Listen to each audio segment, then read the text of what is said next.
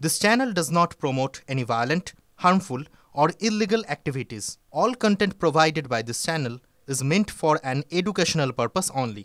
Cancer Healer Center, a new beginning. এদিকে প্রতি বছরের মতন আজকে ঈদের দিনেও সকাল সকাল রেড রোডে পৌঁছে গেছিলেন রাজ্যের মুখ্যমন্ত্রী মমতা বন্দ্যোপাধ্যায়ের সঙ্গে ছিলেন অভিষেক বন্দ্যোপাধ্যায়। মঞ্চে দাঁড়িয়ে একযোগে বিজেপিকে নিশানা করেছেন দুজনেই। আমরা শান্তি চাই, ওরা অশান্তির পরিকল্পনা করছে, আপনারা ওদের উস্কানিতে পা দেবেন না। ওরা কিছু করলে জানবেন দিদি আপনাদের সঙ্গে আছে, গোটা সরকার রয়েছে আপনাদের সঙ্গে। রেড রোডের নামাজে অংশ নিয়ে মুসলিম সমাজকে বার্তা মুখ্যমন্ত্রীর। आप लोग कोई भी प्रोवोक करेगा, हम दंगा फसाद नहीं चाहते हैं, लेकिन आप उसको पाए में पा मत लगाओ। ये उसका प्लान है, ये उसका प्लांटेड गेम है। एक गेम में आप पा मत लगाओ, उसको छूना भी नहीं चाहिए। अगर वो आपको कुछ कहे तो आपको मालूम होना चाहिए कि दीदी है हमारे साथ, हमारा अभिषेक है हमारे साथ, जावेद है हमारे साथ, हम लोग का साथ पूरा सरकार है। आप ये बात मत सोचिए कि आपको कोई कुछ कर सकता है। जो चिल्लाता है उसको चिल्लाने दो, जो उल्टा पलटा बात करते हैं उसको करने दो, लेकिन आप उसको बुरा मत मांगो। आप बुरा मांगोगे दिल से मांगो, टाइम में उसको बॉक्स सिखाना है, लेकिन उसको टच मत करो। टच करने से उसको इम्पोर्टेंस मिल जाता है। মমতা বন্দ্যোপাধ্যায় এখানেই থামেননি, তিনি বলছেন লাল গেরুয়া এক হয়ে রাজ্যে অশান্তি ছড়াচ্ছে, হিংসা ছড়াচ্ছে নির্দিষ্ট একটি রাজনৈতিক দল, কোনো উস্কানিতে পা দেবেন না। রেড রোডের নামাজে যোগ দিয়ে সতর্ক করলেন মুখ্যমন্ত্রী। कहते हैं 4 कम्युनल राइट्स हुआ, दंगा हुआ, प्रेसिडेंट रूल होना चाहिए। मैं कहा मणिपुर में क्या किया, उत्तर प्रदेश में क्या किया, बिहार में क्या किया, राजस्थान में क्या किया, कौन कहाँ रहेगा, इसका बारे में भी आप एट्रोसिटीज करते हैं। एट्रोसिस टेरिबल। अगर आप कंट्री को डिवाइड करने चाहता है तो पहले कॉन्स्टिट्यूशन को सलामत करो। नवरात्रि चल रहा है, मैं उसको भी शुभकामना देंगे, लेकिन हम नहीं चाहते हैं कि इसके लिए आप दंगा करे। कोई आदमी आम जनता नहीं करते हैं, कोई एक पॉलिटिकल पार्टी करते हैं। ये शर्म की बात है, दुख का बात है।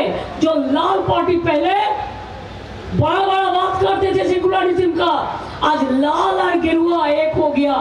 होने दो, होने दो। हम लोग रहेगा, हम अकेला ही रहेगा, हम अकेला 100 है। कोनो रकम दंगा करते देवें ना, कोनो रकम दंगा करने नहीं देंगे कि उसका एक ही आवाज है दंगा करो और हमारा आवाज है दंगा रुको। उसको प्लान में अपना परिकल्पनाते केउ पा देवें ना, এটা আমার রিকোয়েস্ট আছে। যেভাবে তিনি মুসলিমদের জন্য পাশে থাকেন, কেন তাকে হিন্দুদের জন্য একইভাবে আমরা পাশে পাই না? কেন সরস্বতী পুজোর অঞ্জলি দিতে নিজের কলেজে তিনি গেলেন না, ঈদের নামাজে চলে গেলেন? ঈদের নামাজে যান, কোনো অসুবিধা নেই, রাষ্ট্রবাদী মুসলিমদের জন্য আমাদেরও শুভেচ্ছা ঈদের। কিন্তু তিনি ঈদের নামাজে হিজাব পরে যত তাড়াতাড়ি চলে যেতে পারেন, ফুরফুরায় গিয়ে ফুরফুরে মেজাজ করে নিতে পারেন, তাকে কিন্তু সরস্বতী পুজোর অঞ্জলি দিতে দেখি না। সেই কারণে মমতা বন্দ্যোপাধ্যায় বেসিক্যালি হিন্দু বিরোধী, মুসলিম তোষণকারী একজন প্রশাসক, এবং তিনি তার এই বক্তব্য সম্পূর্ণরূপে উস্কানিমূলক। লাল আর গেরু এক হয়ে গেল, আর মাঝখানে তৃণমূলের রাজত্বে বিজেপি ফটফট করে লাফাচ্ছে, সেগুলো সব ধোয়া তুলসী কথা।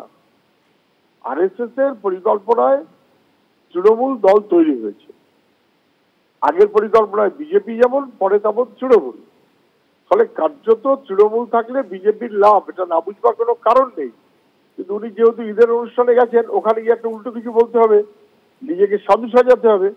অতএব উনি আবারও যা বলছেন, মিথ্যে বলছেন, অসত্য বলছেন, অযৌক্তিক বলছেন। এটাই আমাদের মুখ্যমন্ত্রীর কাজ, এগুলো বেঠিক। এদিকে ফের হিন্দু জাগরণের ডাক দিয়েছেন শুভেন্দু অধিকারী, হিন্দুদের একজোট হতে বললেন শুভেন্দু অধিকারী। নন্দীগ্রামের মঞ্চ থেকে হিন্দুদের উদ্দেশ্যে শুভেন্দু অধিকারীর বার্তা, জেগে উঠুন, এটা অস্তিত্ব রক্ষার লড়াই, এটা বাঁচার লড়াই। আমরা যদি সবাই ঐক্যবদ্ধভাবে প্রতিবাদ না করি, শুধু নন্দীগ্রাম থাকলে তো হবে না। মোথাবাড়ির ভাইও তো আমার ভাই, নওদার হিন্দু ভাইও তো আমার ভাই। এই বোধ আপনাদের জাগাতে হবে।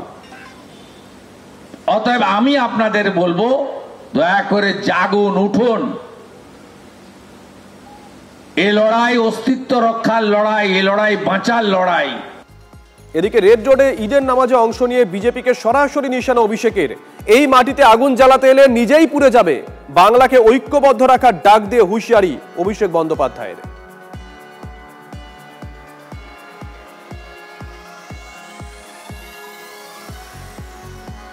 আমি আশা করি এই সম্প্রীতির বাংলায় যারা বেশ কিছুদিন ধরে আগুন নিয়ে খেলা করে আমাদের বাংলাকে অশান্ত করার চেষ্টা করছে।